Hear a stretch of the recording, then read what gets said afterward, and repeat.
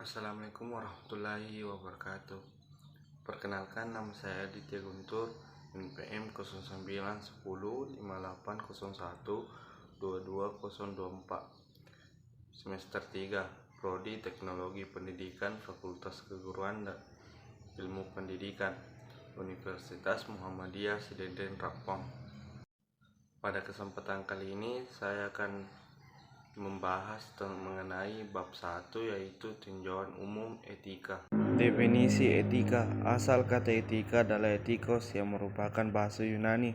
Merujuk serapan bahasa Yunani tersebut, arti dari etika adalah suatu hal yang timbul dari kebiasaan. Sedangkan menurut KBBI, Kamus Besar Bahasa Indonesia, etika adalah ilmu yang tentang apa yang baik dan apa yang buruk, dan tentang hak dan kewajiban moral atau akhlak. Etika menurut para ahli. Yang pertama, menurut K. Bentes, etika adalah nilai-nilai dan norma-norma moral yang menjadi pegangan bagi seseorang atau suatu kelompok dalam pengaturan perilaku. Yang kedua, menurut Ramali dan Pemuncak, etika adalah pengetahuan tentang perilaku yang benar dalam profesi. Yang ketiga, menurut Haji Andi Mustafa, etika adalah ilmu menyelidik yang baik dan yang buruk untuk mengamati tindakan manusia sejauh bisa diketahui oleh pikiran. Ciri-ciri etika. Yang pertama, etika tetap berlaku walaupun tidak ada orang lain yang menyaksikannya. Etika bersifat itu absolut atau mutlak. Yang kedua, di dalam etika terdapat cara pandang sisi betinnya manusia itu. Yang ketiga, etika sangat terkait dengan perbuatan serta perilaku manusia itu sendiri. Fungsi etika. Yang pertama, tempat untuk mendapatkan orientasi kritis yang berhadapan dengan berbagai suatu moralitas yang membingungkan. Yang kedua, untuk menunjukkan suatu keterampilan intelektual, yakni suatu keterampilan untuk berargumentasi secara rasional dan kritis. Yang ketiga, untuk orientasi etis ini diperlukan dalam mengambil suatu sikap yang wajar dalam suasana pluralisme.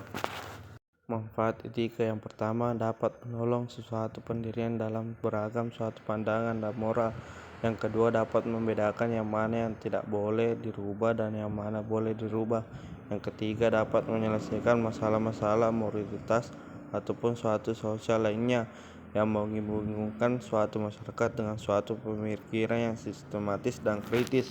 Keempat, dapat menggunakan suatu nalar sebagai dasar pijak, bukan dengan suatu perasaan yang bikin merugikan banyak orang, yakni berpikir dan bekerja secara sistematis dan teratur atau step by step.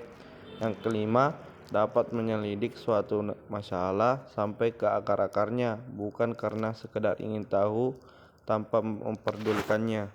Macam-macam etika. Yang pertama, etika filosofi. Secara harfiah, etika filosofi dapat dianggap sebagai etika yang berasal dari aktivitas berfilsafat atau berpikir yang dilakukan oleh manusia. Yang kedua, etika teologis. Ada dua hal yang perlu diperhatikan berkaitan dengan etika teologis. Yang pertama, etika teologis tidak terbatas pada agama tertentu, akan tetapi setiap agama dapat memiliki etika teologisnya masing-masing.